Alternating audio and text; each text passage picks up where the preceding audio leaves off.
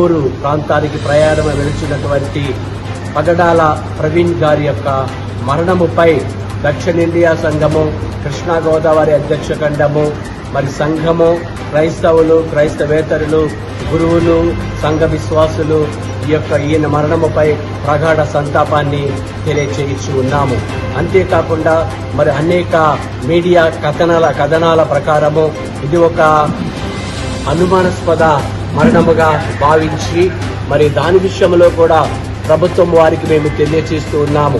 ఏమిటంటే క్రైస్తవ ప్రజలు, మరి గురువులు, క్రైస్తవ మత ప్రచారకులు ప్రతి ఒక్కరూ తెలియజేయనిదేమనగా సమగ్ర విచారణ జరిపించి, దర్యాప్తు జరిపించి, దోషులకు తగిన శిక్ష విధించి ఈ క్రైస్తవ ప్రపంచానికి అంతటికీ కూడా న్యాయం జరిగించాలని చెప్పేసి కూడా కోరుకొనిచూ ఉన్నాము. అంతేకాకుండా మరి ఆ కుటుంబానికి ప్రభుత్వం తరఫున తగిన సహాయాన్ని కూడా, న్యాయాన్ని కూడా జరిపించాలని చెప్పేసి కూడా కోరుకొనిచూ ఉన్నాము. దేవుని యొక్క వాక్యం కూడా తెలియజేస్తూ ఉన్నది. ఏమనంటే నీళ్లు పారినట్లుగా న్యాయమును ప్రవహింపనీయడని చెప్పి దేవుని యొక్క వాక్యము సెలవిస్తూ ఉన్నది.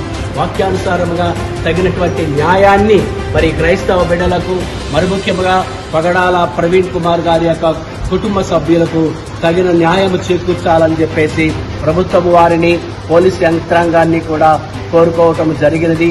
ఎందుకనంటే మనకు దేవుడు